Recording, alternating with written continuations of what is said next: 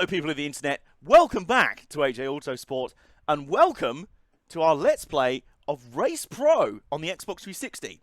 Now, some of you might be going, what is this Race Pro? What is this thing that I see before me? Well, I'll tell you. See, basically, this is a port of the PC game Race 07, the official WTCC game, World Touring Car Championship game. You can see at the top of the screen there's clips of real World Touring Car Championship racing from around this time. This came out in 2008, I believe, or around 2007, 2008. And it is a port, as I said, of the game Race 07. Now, if that sounds familiar to you, that's because Race 07, and indeed this game, were made by Simbin, who are the people behind the legendary GTR games, including GTR 2, and now are the people behind Race Room Racing Experience. And as far as I know, this is pretty much their only console release. This was exclusive to the Xbox 360. Like I say, it came out in around 2007, 2008. And I kind of missed this on when it first came out back in the day because I was a PS3 kid, Sony fanboy for life apparently. But I've wanted to revisit it for the longest time. Back when me and Nate Fitzpatrick did Armbar Arcade, he did a Let's Play video on this. And I was like, oh, it looks like fun. We dug it out again the other night, had a play of it. I'm like, do you know what? I'm going to do a full Let's Play of it. Let's do it. And having revisited it and having finally checked it out, the best way I can describe this game is it's kind of like TOCA Race Driver 4 or maybe TOCA Race Driver 2 HD edition. Because if you remember the TOCA Race Driver trilogy from the PS2 era, they had a selection of kind of licensed series and real-world cars and tracks with a touring car series as the kind of pinnacle. In those games it was BTCC, and then it was DTM and V8 supercars. This game has the World Touring Car license. It had a career mode where you sort of worked your way up through these different tiers and ranks through contracts. You could do, you know, it was sort of non-linear at times. You could choose different paths to go and things like that. And even the presentation, for the most part, really reminds me of those TOCA Race Driver games, especially TOCA Race Driver 2 and 3. But, of course, it's on the 360. So, it has HD graphics, and it does look very nice for the time. And, as it's made by Simbin, the handling is not really, it's nowhere near as arcadey as the TOCA Race Driver games would have been at the time. And indeed, they would moved on to Race Driver Grid by this point. So, it's a lot more simulation-y handling. It kind of feels like an old-school Gran Turismo to a degree, but a bit heavier. You'll see what I mean when we get into it. So, we're on the main menu here. We've got single race on a single track. It's kind of self-explanatory. Career mode, that's what we're going to be doing. Local multiplayer, well, local and online multiplayer. I believe it has local multiplayer. Championship, hot seat, time attack, open practice, replay theatre, which is very cool. And options, there we go. So, we're going to be doing a Let's Play of the career mode to this game. So, let's start our new career.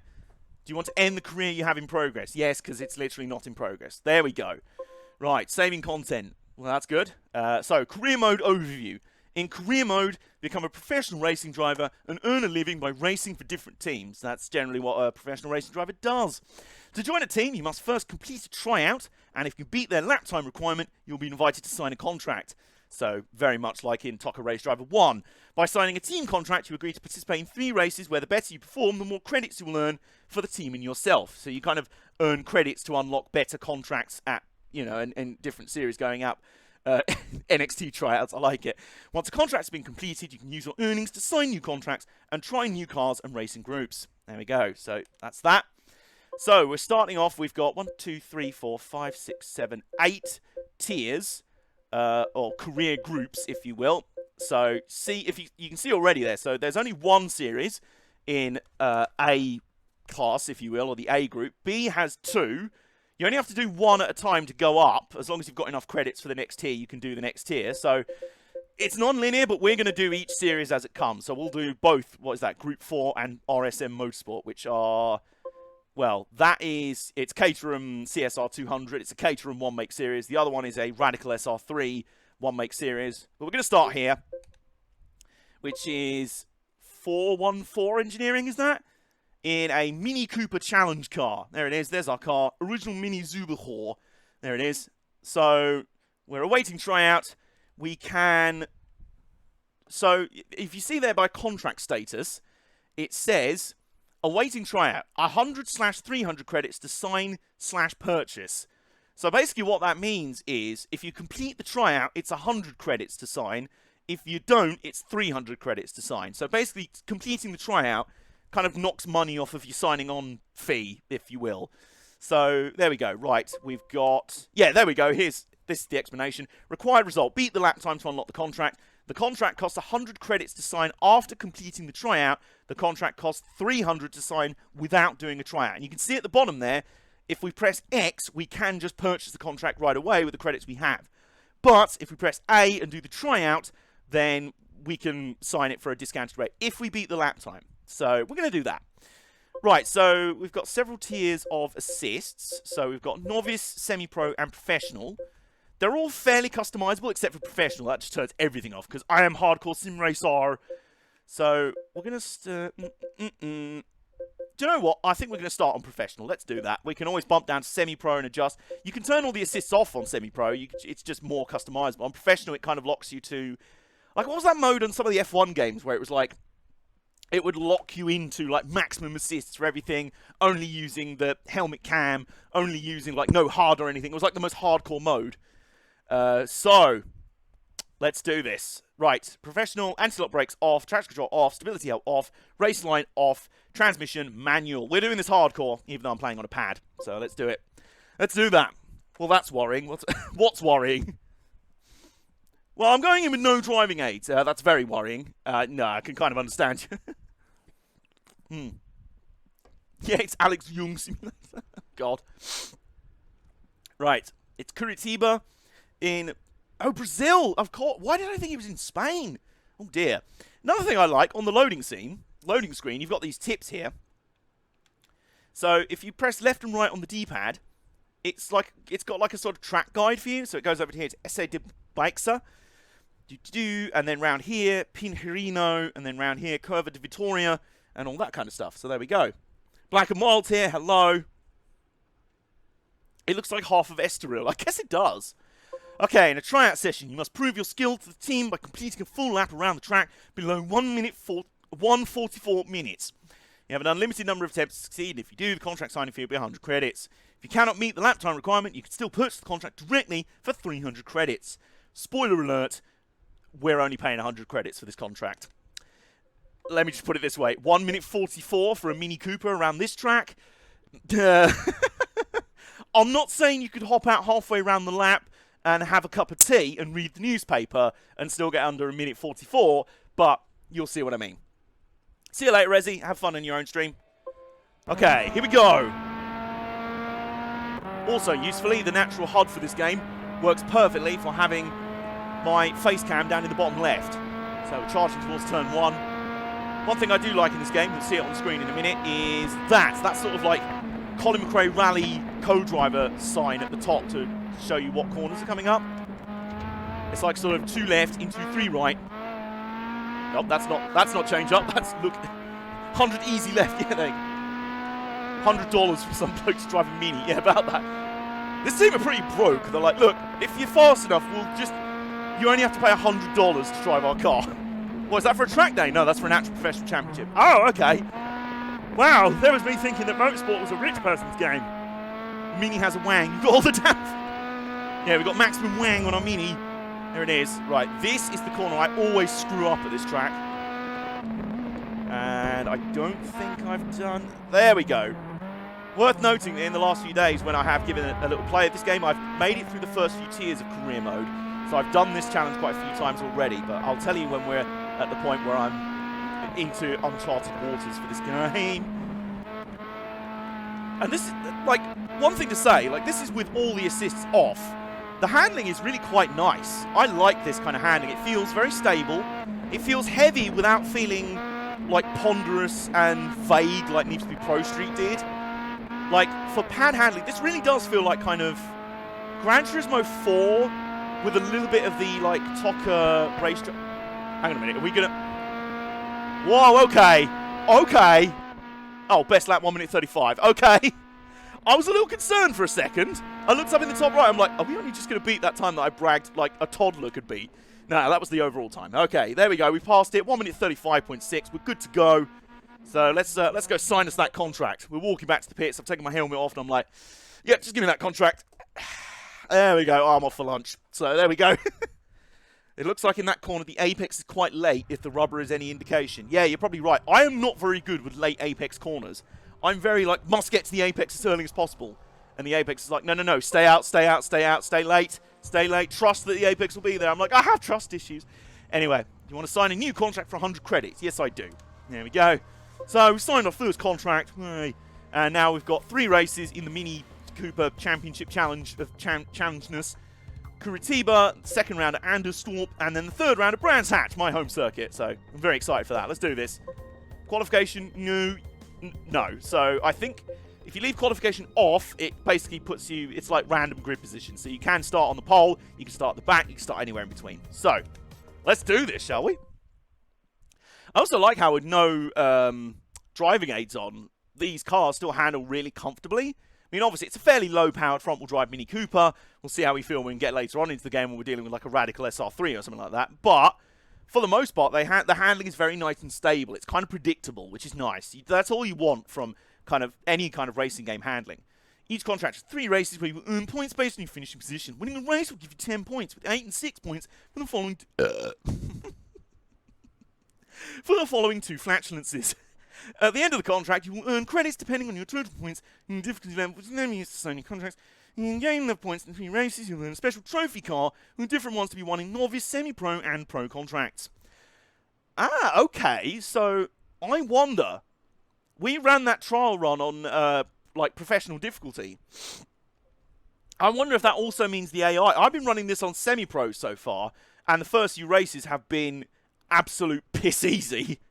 But that might affect the AI. It might affect the overall level. So let's find out. Let's see.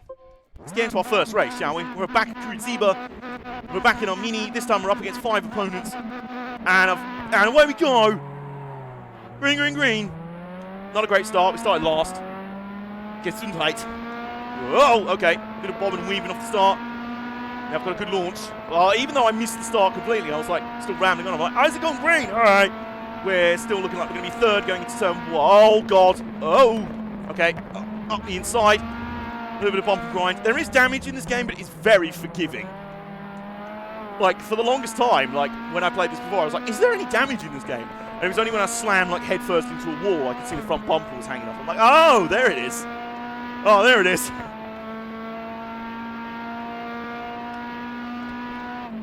Okay, so we're up to second already. Halfway around the first lap of 2. And, well, there was me wondering if the AI were a little bit trickier on pro difficulty. It doesn't look like it for the moment. We had the worst start possible. We literally, our reaction time could be measured with an egg timer, and we still got up to third by turn 1. And I'm already in the lead. No, I'm not. Told you I hate that corner. That corner is not good to me. Okay. Behind, we've got a decent gap. We're okay. And you can also do this on the right. Don't do that. Excuse me, sir. Do you want to? How about being accidentally planted in the Mini Seniors division? We're just up against a bunch of old men.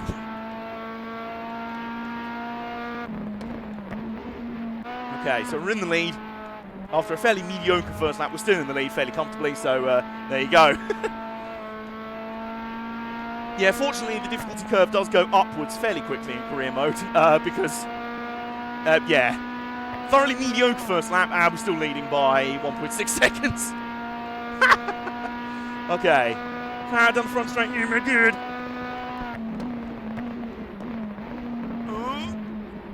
That's fine, that's in track limits, apparently. There are track limits in this game, but apparently not there. You can get away with that one. It's Asian wildcard entry. Maybe this is like those like celebrity races they have in some series. I'm stood up against some random, like, YouTubers. This is the YouTube challenge. Oh, no, no, no, no, no, no, no, no, no. Okay. Lock the brakes a bit there. Didn't think it was possible to lock the brakes in these cars. But apparently you can. We know that this car Mini does 11k RPM. Actually, it tops out at about 8,000 RPM. So there we go. There you go. You really have to be gentle with the throttle. You really have to let it coast around the corner. Like, it's kind of simulation-y in that regard. I like how the handling feels like simulation-y, but forgiving. It's predictable and you can kind of know the limits of it. It's nice, it's nice. Just nice handling, really. And, well, what's not nice for everyone else behind is the fact that I'm 2.969 seconds ahead of them with 1 corner to go. So, barring me having a colossal mishap and crashing straight into that wall, then I think we're good. I think we're good. We could do a Lewis Hamilton right now and actually have a tyre blowout, and we're still fine. Wait! And I don't know why, but when the AI took control of my car as it came across the line, I suddenly did like a stoppie, like a handbrake turn. That was my celebration, apparently. There we go. Anyway, yeah, we won. 5.1 seconds ahead. Phil Harrison, Michael Norton, Pat Markey, Doug Reeb, and Tom Myers. There we go. But can you beat Nico Rosberg? It's time to find out. Well, soon. You won the race, earning 10 points for your team contract. Yay. It's very cool. We can save replay if we want, but we're not going to. For the greatest fans.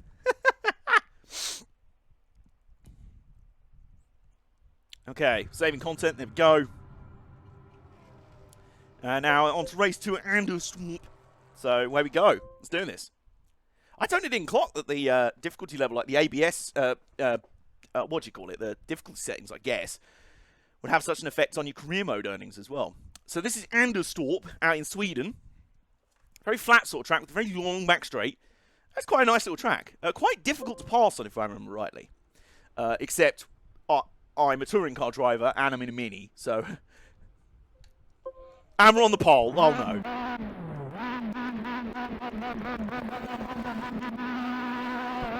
And I got a good start that time. I was actually paying attention to the lights.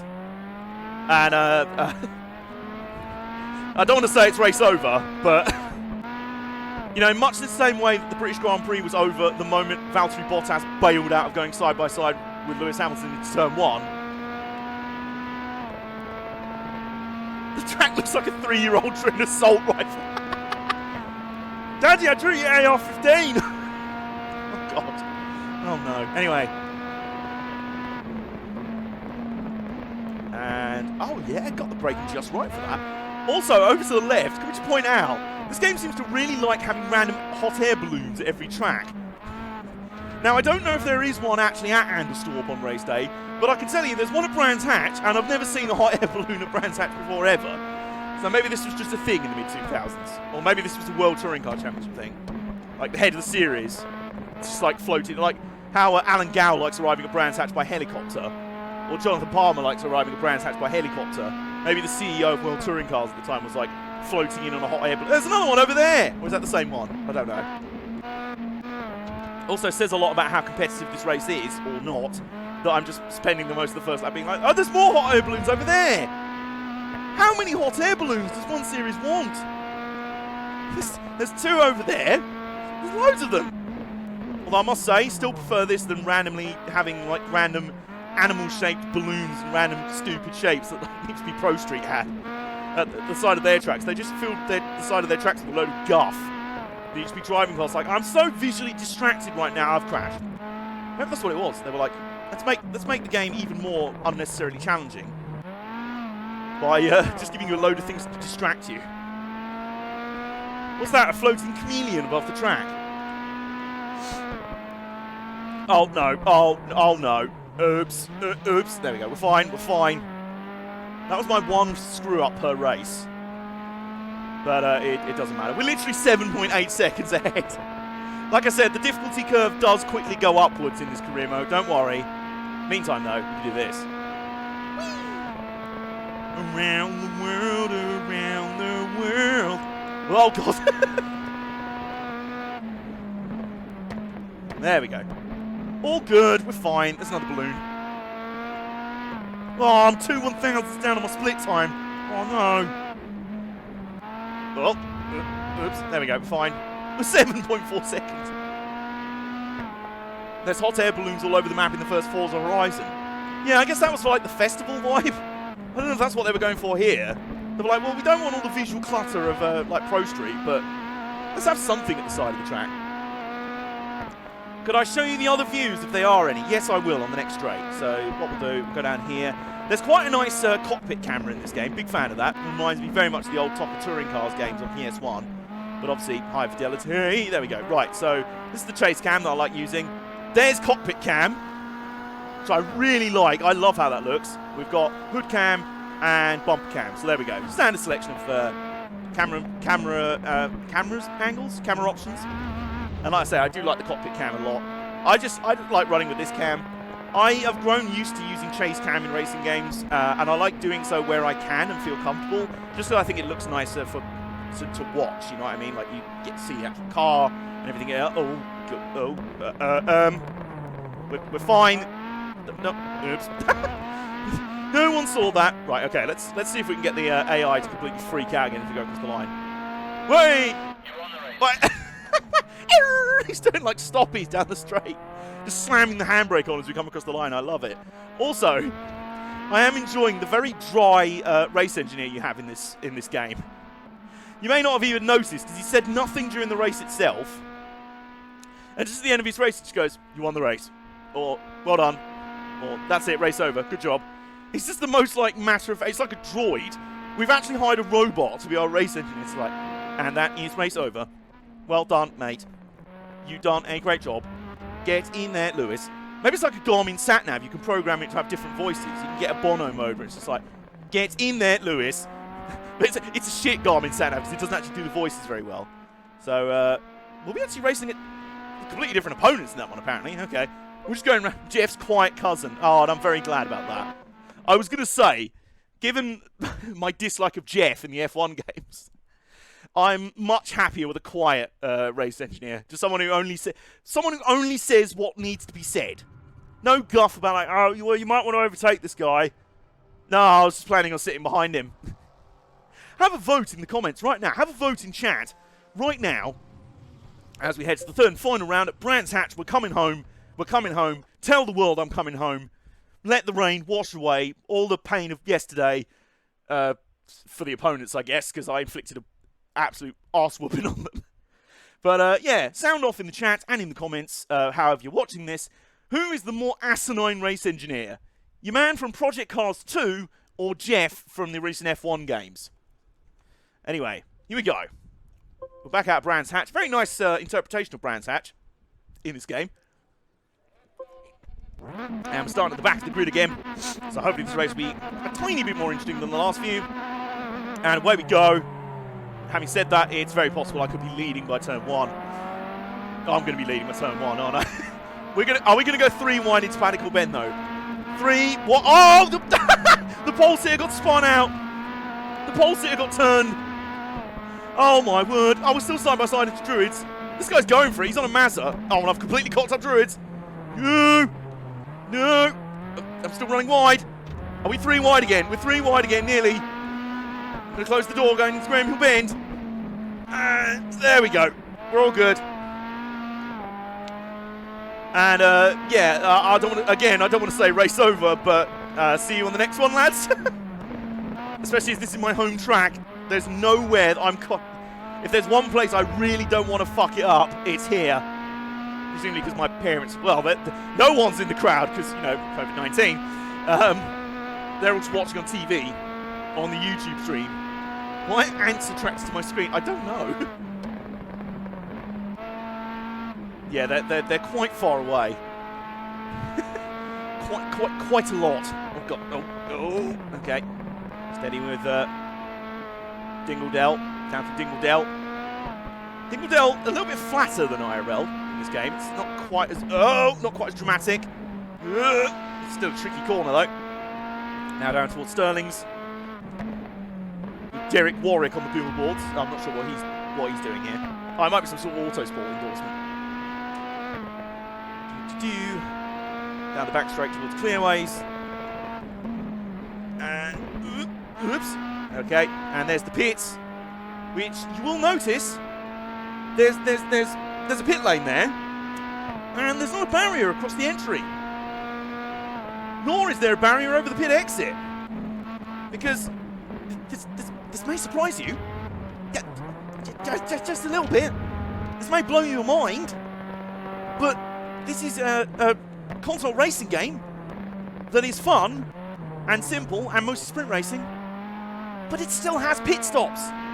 It has pit stops it has tyre wear, and it has fuel use. If you want. I mean, at the moment, not really a thing, but they're still there. They're still there. And as far as I can tell, it doesn't really detract from the game that they're there. You know, even though this is a fairly, I wouldn't say arcadey because the handling is a bit sim. Well, sim handling, and they managed to get sim handling right with pit stops and tyre wear and fuel wear. Fuel usage. That's when the races ain't close, isn't it? Yeah, yeah. No, that's the one. Anyway. Oh, God. Yeah, this definitely feels like sort of, like the way the cars turn, they kind of turn from the centre, which is a very arcade racing game thing, like the Tocker games do that, and Grid especially. But it's very heavy. It is kind of weighty. Oh, God. Yes, I think I've proven. It's heavy, but not, you know, needs to be Pro Street weight, because I think the grip's predictable. You sort of know what the car's going to do. Like, you turn in too hot, carry too much speed, you're going to fall off, obviously. You brake nice and early, you know what it's going to do. You turn in, you know grip's going to be there. It's nice and predictable, and I like that. That's what any handling model, arcade or sim, should endeavour to do. Just make the player be comfortable and get to grips with it and get used to it. You know what I mean? So, and across the line, there we go. The Grand Slam is completed in the mini challenge. And 12.1 seconds. All of you get on my level. You come at the king of brands. You better not miss. I'm definitely not the king of brands. I'm just a man who lives near brands. The man of brands. Oh my God. It's like the old designation of like the man of Kent or Kentish man. I am Brands Hatch Man, or the man of brands. And I'm not even the man in the Becky Lynch sense. But that'll do for the first part. We've successfully made it through the Mini Cooper Challenge. And we've earned the maximum amount of points, 3 wins from 3. Man near brands. Man sort of man of brands, sort of. So I'm assuming this will mean we'll have unlocked the prize car, giving you 250 credits in contract earnings. That's nice. That's tasty. And we've got a prize car. Hey, we've got Team Gold. And that's why the car is black. Or like gunmetal grey. Okay, that doesn't make sense. I was expecting like a blingy, bright gold Mini there. But because we did it on professional mode, we get the gold level Mini Cooper. I don't know what difference that makes. And we've completed the first tier. So that's that done. It's time to move on up to tackle the Caterhams and the Radicals.